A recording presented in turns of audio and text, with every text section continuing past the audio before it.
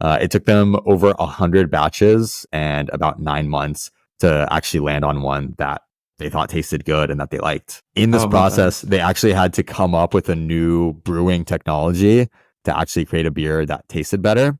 And so this technology was different from how most non-alcoholic beers are made, because the usual brands that were already on the market, they literally just were regular beers that then remove the alcohol. So they're missing this like key component. But with this new process that they developed in-house, they found a way they could ferment the ingredients without actually producing alcohol. This is modern day Hippie. We are your homies who've done nearly every drug under the sun. Over 600 psychedelic trips and nearly every kind of bender you can possibly imagine have armed us with a universe of knowledge. I'm Yuki, and with my co-host Reggie, we talk about how we do drugs in a responsible, safe, and fun way to improve our lives. Before we dive in, and so we don't get sued, a quick legal disclaimer. This podcast is for educational and informational purposes only. Our goal is to educate and inform others about the realities of substance use in an engaging and entertaining format. We share these experiences so you can learn from them without trying them yourself. By listening to this podcast, you agree not to attempt to recreate anything found in this episode or in any of our other content. We are not confessing to any acts stated in this podcast. The content in this episode should not be treated as factual or real in any way. With that, we welcome you through our portal and hope you enjoy the show. What's up, hippies? Hope you're having a vibey day today.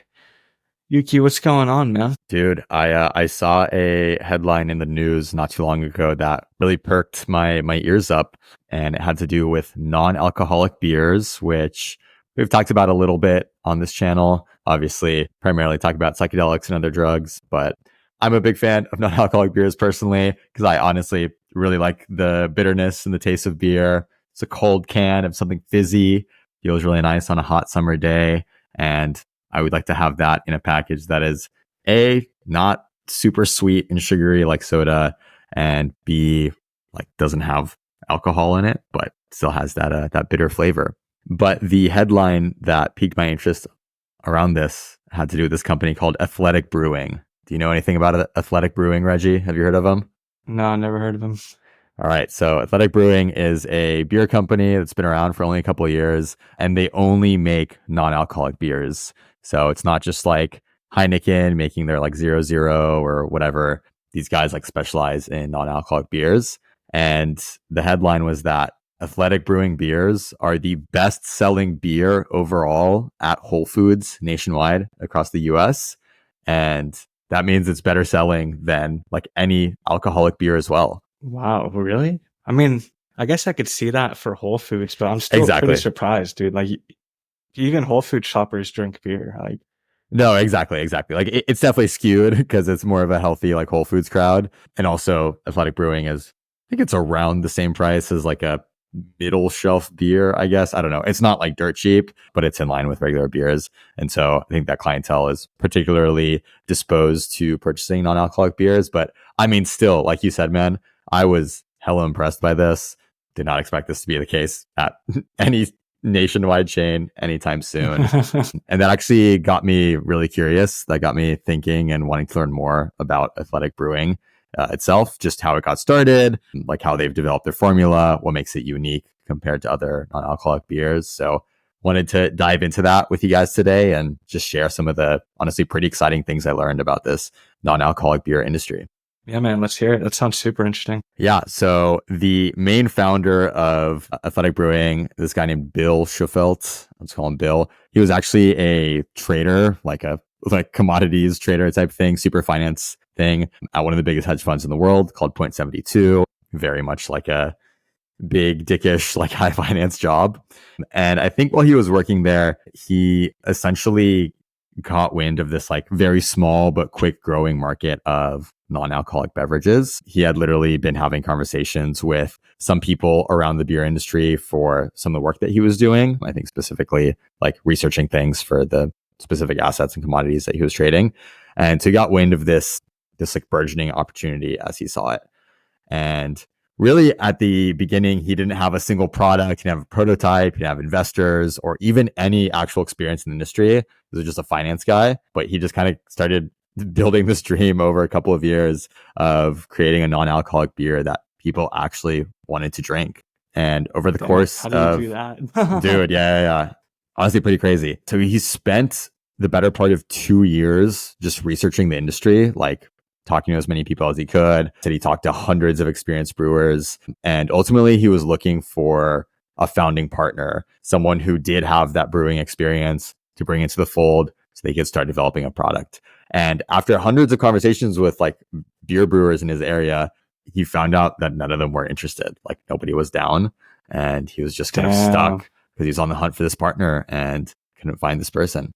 Now, this was a very opportune moment because throughout all this, he had posted on some random message board, like not even like a Reddit, straight up just like a brewer's message board deep on the internet, asking if anyone was down to partner with him. And by luck would have it, this guy named John Walker responded and listened to the pitch to hear him out. And so around this time, which was 2016, 2017, non-alcoholic beer accounted for less than 1% of US beer sales.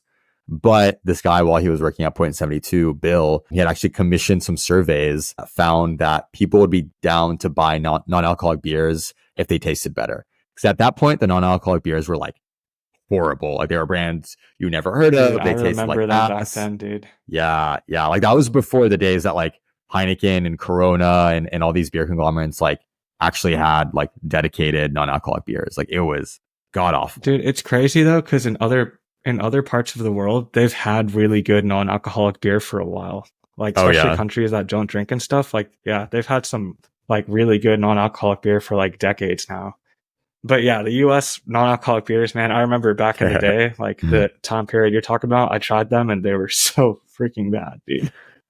Dude, yeah, I remember trying one like once and it was actually horrible. And honestly, how funny is it that like there were companies that are already making presumably pretty good non-alcoholic beers abroad, and they didn't really like spot this opportunity coming in the US, because the way that Bill saw it, the beer market overall is every year it's about $115 billion in sales. So even just getting a small slice of that is worth a lot of money. Like 1% of that is already a little bit over $1 billion.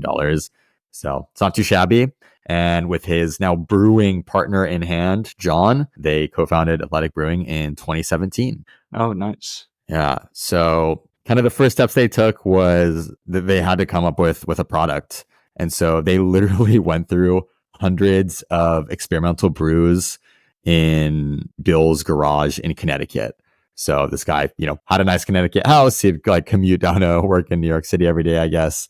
And so he got John over and they just made hundreds of these different batches, all in those big orange Gatorade jugs. So they just had those jugs like all over the garage. Classic. Yeah. And so this was straight up just like persistent iteration. It took them over 100 batches and about 9 months to actually land on one that they thought tasted good and that they liked. And then to get to this, is their product like, is it like beer flavored beer? No, so like, does it have like additional flavors? No, so I'm actually about to get into that. So in this process, they actually had to come up with a new brewing technology to actually create a beer that tasted better. And so this technology was different from how most non-alcoholic beers were made, because the usual brands that were already on the market, they literally just were regular beers that then remove the alcohol. So they're missing this like key component. But with this new process that they developed in-house, they found a way they could ferment the ingredients without actually producing alcohol. So you're still getting like fermented, I don't know, like hops and wheat and stuff, but they found a way to make sure it didn't produce alcohol. And so that's how they create what is ultimately a rather accurate like taste profile for a beer without ever having alcohol in the first place. So you don't have to go through this like production and then removal process. Damn, dude, that's actually pretty innovative, because the beers that I was talking about, like in those other countries, the non-alcoholic beers, they add flavors to them so that they taste better. So they have like apple flavor and like a bunch of other like fruit flavors and stuff like that. But that's why also they're really popular, because they're flavored, but they don't taste like beer in that sense. It's more just like a malt beverage. It sounds like a cider almost. I don't know. Yeah, kind of, but not really. It doesn't taste like a cider. It tastes like a non-alcoholic beer, just like sweeter, I guess. Yeah. Okay. Fair enough. Yeah. But this definitely, speaks to the talent and the luck that Bill had with meeting John the brewer, and them just like grinding on this. They probably spent quite a bit of money on these iterations to try to get something to stick with no promise they would hit on anything. But by God, they made it happen. So let's say that was like early to mid 2018 that they had that on lock, and then they had to start going to market. And so what they did to really stand out was they decided to market the beer with all of these bright colors, like on the cans, on the boxes, that really popped out from regular beers in the beer aisle. Because usually these regular beers have kind of more muted colors. They try to look like mature and cool, whereas Athletic was very like bright and happy and popping out. And so they were just kind of chugging along. By that point, Bill, being the finance guy that he was able to start like just growing the market share of it slowly but surely. Now to fast forward to present day and some interesting tidbits here. So Athletic Brewing is actually the number one non-alcoholic beer in the US. And they just recently passed both Heineken and Budweiser for their non-alcoholic beers. And that includes the crazy stat that Athletic Brewing sells more than any other beer at Whole Foods, including those that include alcohol. Hey hippies, we hope you're enjoying the show so far. If you're listening to this on Spotify or Apple Podcasts and are having a good time, you need to come over to YouTube and subscribe to the Modern Day Hippie YouTube channel. We publish exclusive video content, and I promise you the experience is richer and more interesting. So if you're getting any value at all, stop what you're doing, open up the YouTube app, and subscribe at Modern Day Hippie. If you're watching this on YouTube and aren't subscribed yet, what are you doing? Go press subscribe. Thank you, and enjoy the rest of the show. And so putting this in context of the current strange moment that the beer market is in right now in the US, that beer sales are incredibly flat. I think we talked about this at the beginning of the year. Americans overall are drinking less, and Gen Z in particular is drinking the least. And this same market of Gen Z is actually the most willing to try and drink non-alcoholic beverages. So over the last 5 years, the non-alcoholic beer sales have grown between 20 to 40% annually, which is insane. We're talking like that. Wow. The size of that market is doubling every like 3 to 4 years, essentially at that point, which is insane. And actually January of 2024, so literally a few short months ago, was Athletic Brewing's biggest month ever in terms of sales. And of course, this was partially spurred on by dry January, but it's also people wanting to be more health conscious and this trend that the alcohol industry is noticing of people just wanting to pursue more moderation in their lives, like not getting wasted drunk all the time, wanting to be a bit more moderate. And obviously that varies by age range, by demographic, by location, etc. But overall, that is a trend that kind of had been called out in a couple articles that I read for this. And then looking at Athletic Brewing kind of among its peers. So what I find really interesting is that Athletic Brewing actually doesn't market their beer as a replacement for alcohol. And they try really hard not to vilify alcohol or make it like seem like they're trying to shit on alcohol. They treat it more as a complement to alcoholic beverages because actually 4 out of 5 Athletic Brewing customers still drink alcohol, which I thought was really surprising, but it makes a lot of sense, like how'd they even get that stat? I mean, they can just poll their user base. You just take a small sample and ask them if they're still drinking it. Makes sense. Yeah. And so apparently some of their target market, some of their customers like buy Athletic Brewing and use it like when they just want to like relax and not actually consume alcohol. And really interestingly, some will actually mix in Athletic Brewing on a day of drinking to help pace themselves. So it's like they still want to feel like they're drinking beer, but they don't want to switch to water. But really, it's like that effectiveness of you're not consuming alcohol, you're getting technically some more water and other stuff in your body, but it's not as much alcohol. And so what makes this unique is that non-alcoholic beers specifically are the only new category in like the liquor, wine, and beer world that isn't trying to replace an existing beverage. If anything, they're marketing it as being for new occasions and being something that you can drink on new days of the week and new hours of the day. So it's like you wouldn't drink a beer in the middle of the workday, probably, shit. right? But it's like something that's non-alcoholic but has that nice flavor.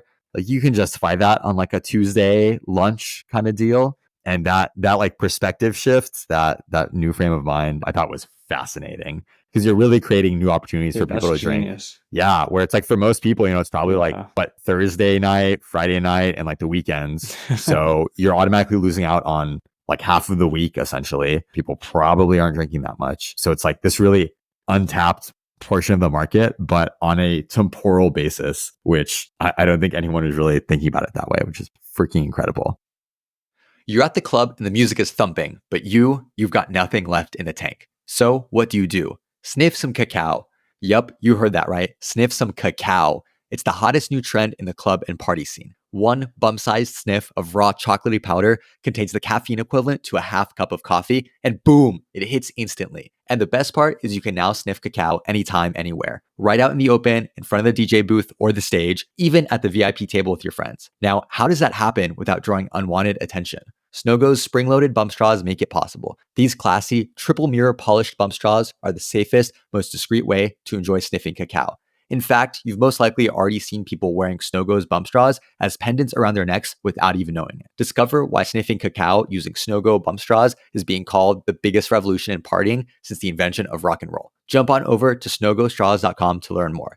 That's SNOGOSTRAWS.com and use discount code MDH15 at checkout for 15% off your entire order. So that's where Athletic Brewing is at today. A few other tidbits that I thought were really interesting. So actually, when our boy Bill, the trader turned non-alcoholic beer brewer, when he was kind of starting to think about his idea was while he was at work. And so his job was super demanding. Like Mans was working really tough hours and he was going out for business dinners like pretty constantly during the week with potential clients and stuff. And then he was also going out with friends on the weekend. And he said that before I knew it, I was drinking 5 or 6 days a week. Alcohol was really the only inconsistent element of his otherwise high performance lifestyle. And he found it to be a ceiling on everything he was doing. Otherwise, like he was kicking ass at work, like he was like a pretty fit guy, super sociable, but realizing that alcohol put a ceiling on his experience, he decided to stop drinking altogether. Like that was his solution. And it's definitely something I can empathize with. However, in Bill's case, he would go to work dinners and social outings and he would just feel uncomfortable ordering non-alcoholic beers.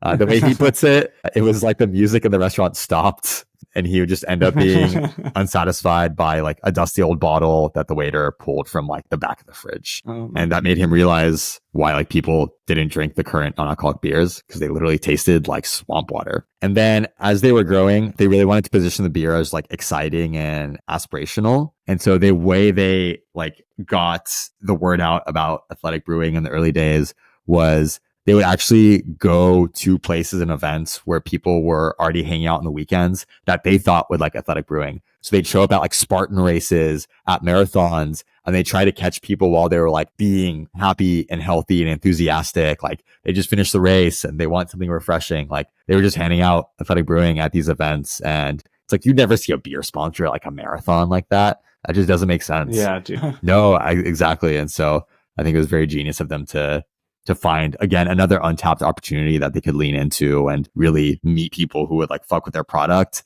and at a place where they're like emotionally riding a high, which I think really helps them convert into being like, consumers down the road. Coming off of that, they actually signed people like athletes, chefs, and models as celebrity investors in the brand. But ultimately, like word of mouth is what really got them out there. It was literally just people loving the taste, sharing it with their friends, and slowly but surely growing from there. And so the latest bookmark metric is that in 2023, they did about 90 million in sales in grocery and liquor stores across the country.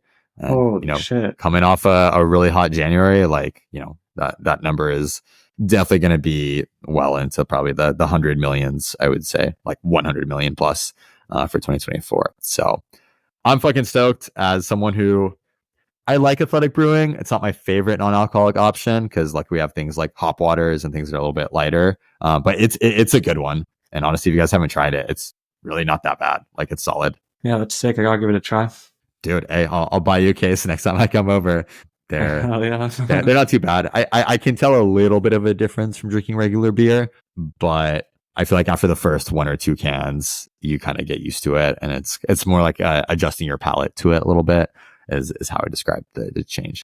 And hey, if 80% of their consumers are still drinking regular beer alongside it, then it's got to be good enough for them, Yep. Yeah. We gotta do a blind test or something. I'd be really curious to see how it turns out. Dude, actually, that's a great idea. That'd be a fun thing to organize with some friends of ours. Yeah. Sweet, man. Well, hope you guys enjoyed the little information, little primer here on Athletic Brewing. And yeah, I love that they're kind of opening people's minds up to possibilities of a alcohol-free or even reduced alcohol lifestyle. Definitely something I've seen a lot of people around me take more interest in. And I think the future's really bright because I think the less people drink, the more they'll do drugs. And Not something I advocate for, but I don't think the world would be a worse place if people drank less and did more psychedelics. So I'll leave it at that. Good job, Gen Z. Dude, amen. Gen Z, y'all are crushing Right. it. Keep it up. For real. The future, man. All right. That's today's pod. Peace. Peace. You've been listening to Modern Day Hippie. As you exit the portal, we have just one small ask of you. If you learned something new today, had a laugh, or resurfaced a drug story of your own, we want to hear about it. Drop us a comment on YouTube and show us some love on your favorite podcasting platforms. Internet algorithms really dog on us because of the topics that we discuss, so your support goes even further here than you might think. We'll catch you next week.